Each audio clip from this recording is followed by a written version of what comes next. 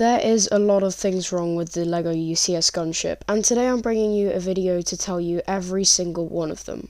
Hello everybody, Joseph here and welcome back to the Bantha Bros. Today, as I just said, we're going to be looking at all the reasons on why the LEGO UCS Gunship was a bad set and everything that is wrong with it.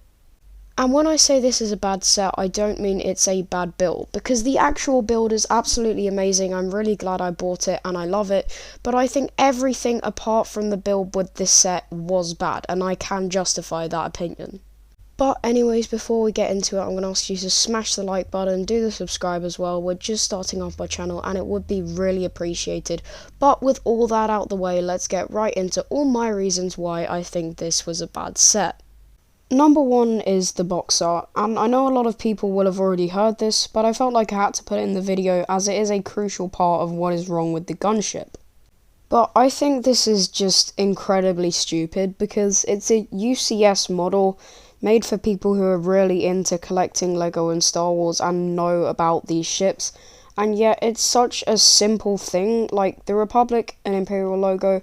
I know they're similar and I get that LEGO might have possibly done this by accident, but it's a really hard thing to mess up. I mean, come on, that's literally the symbol that represents the entire Republic on a UCS set and they still messed it up.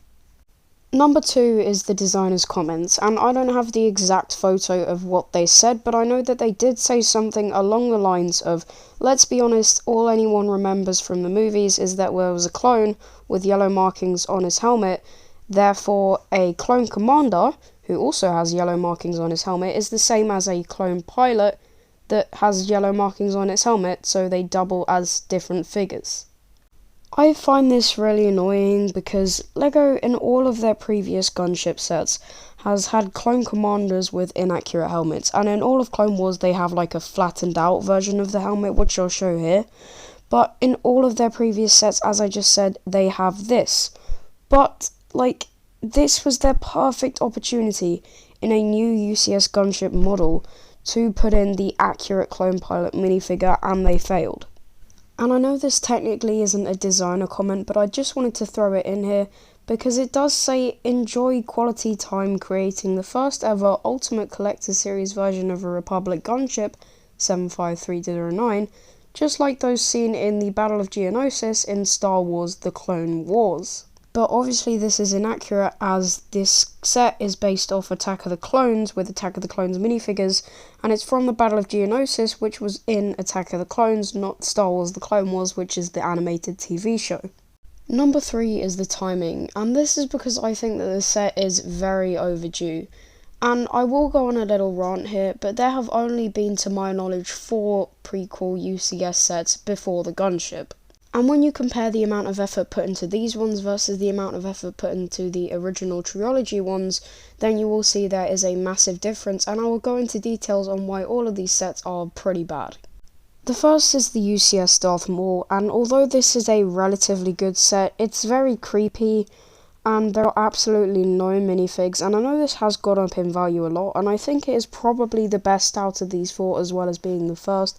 But it's still a pretty bad UCS set when you compare it to the other original trilogy ones going out at the time.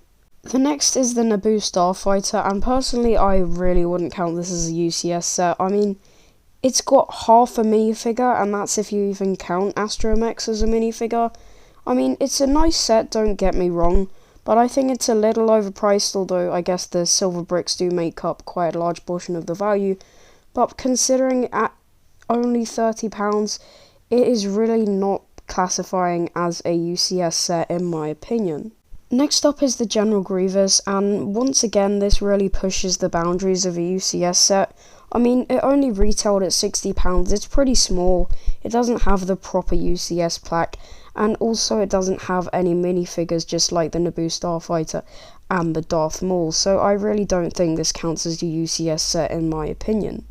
The final one, and in my opinion the best one, still not a brilliant set, is the Obi-Wan's Jedi Starfighter, and I don't really see why they made this in a UCS form. I mean, it's just not that popular of a ship, and I don't think it really translated well to UCS form, although I do like the big R4 head. That is kind of a cool piece.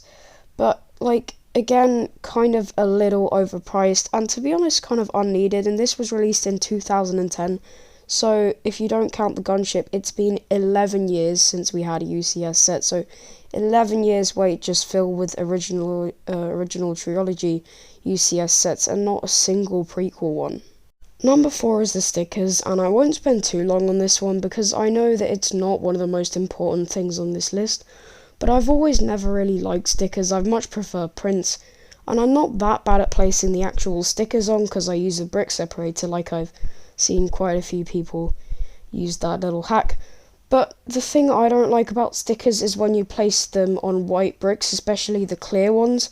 Like, you can see the ones on the front panels of the Gunship. I managed to get dirt behind the clear bit on my one, and it just ruined the entire front of my Gunship, I think.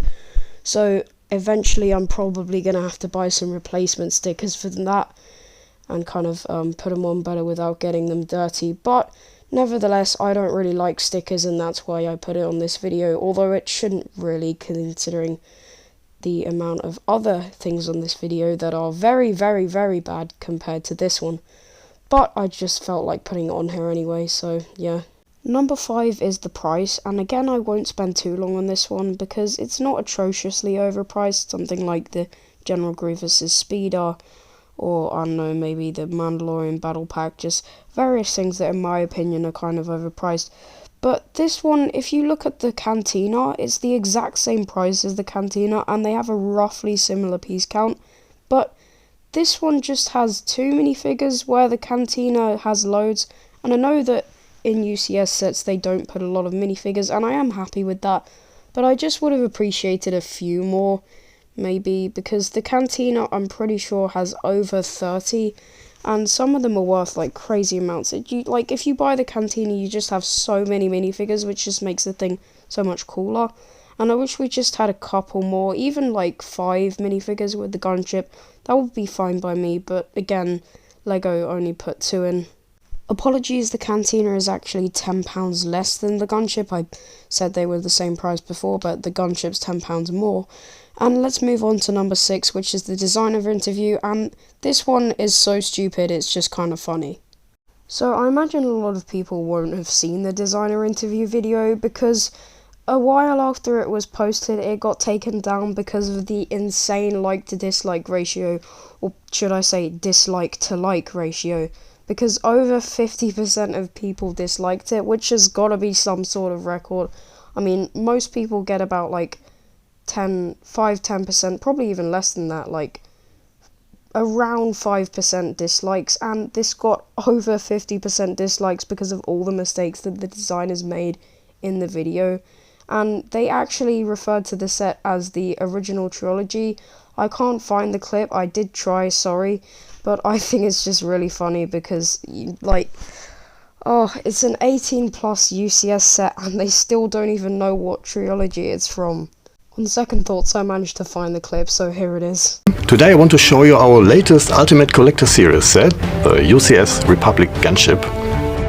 The Republic Gunship is a set from the original trilogy. And what's that in the corner of your room? Is that the 2020 UCS A-Wing from the prequel trilogy? But you get what I mean, I still have no idea to this day why they posted this video. Number 7 and 8 I'm just going to combine into one part, and that's basically everything to do with the minifigs. So the actual minifigs that they put in themselves, and the choices of the minifigs.